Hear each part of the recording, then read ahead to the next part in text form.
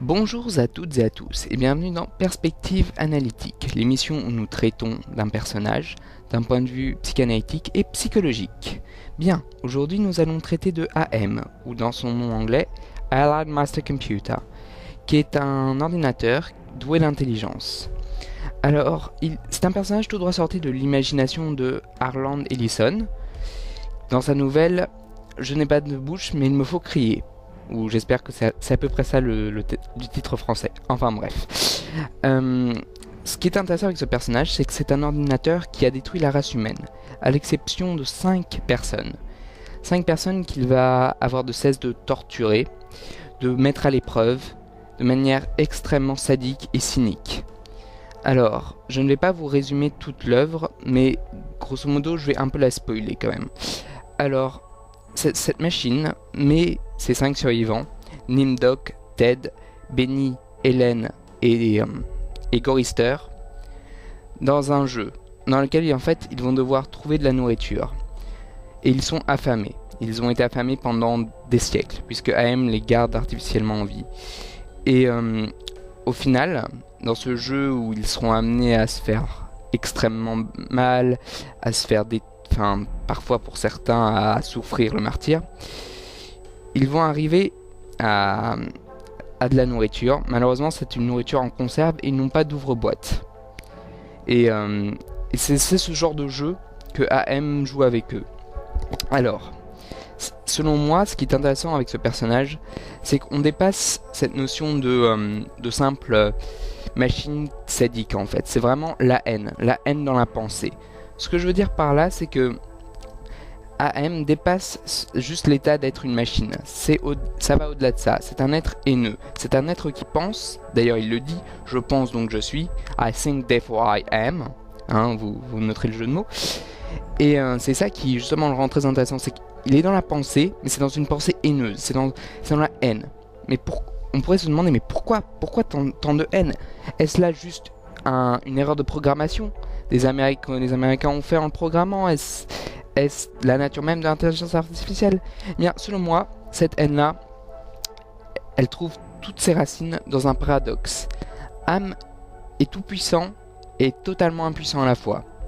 Alors, il est tout puissant parce que, d'une part, il peut créer des illusions par rapport aux 5 survivants, il peut créer d'autres êtres pour les manipuler, mais il est totalement impuissant dans le sens où il n'arrive pas, il ne peut pas bouger.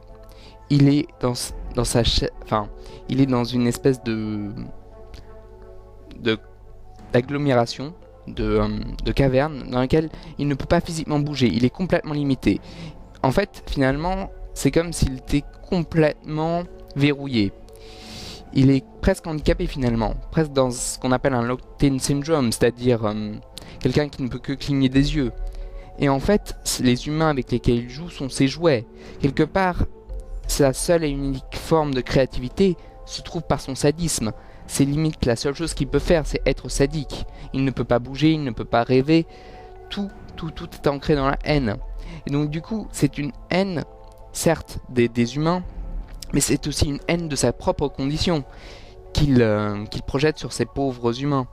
D'ailleurs, on peut voir ça, c'est quelque part, il rejoue son impuissance sur ces humains qui ne peuvent pas ni s'échapper, ni manger, ni faire quoi que ce soit de biologique. Limite, la seule chose qu'ils peuvent faire, c'est s'entretuer et coucher ensemble. Et même là, c'est sous l'œil pervers finalement de AM. Tout ça pour dire qu'ils sont extrêmement limités, ils sont extrêmement impuissants, tout comme les âmes. Et justement, AM se délecte de ce spectacle, de rendre les autres tout aussi misérables et impuissants que lui. Et c'est ce qui rend le personnage finalement extrêmement sadique. D'ailleurs, il est à noter que même si c'est sadique, ce n'est pas sadique totalement.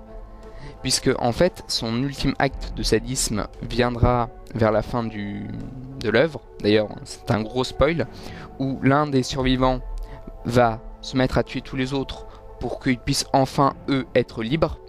Et juste avant que celui-ci ne puisse se tuer, AM va le figer dans un état gélatineux dans lequel il ne pourra ni bouger, ni parler. Et justement, à la toute fin, il dira « Je n'ai pas de bouche, mais il me faut crier ». Et à ce moment-là, on se rend bien compte que c'est l'acte ultime de sadisme de AM. C'est l'acte ultime de haine. Il transforme ce survivant, ce dernier survivant, en lui. Finalement, il l'empêche de bouger, il le laisse seul avec ses pensées. Comme une espèce un cercle fermé dans lequel ça tourne en boucle, en boucle, en boucle.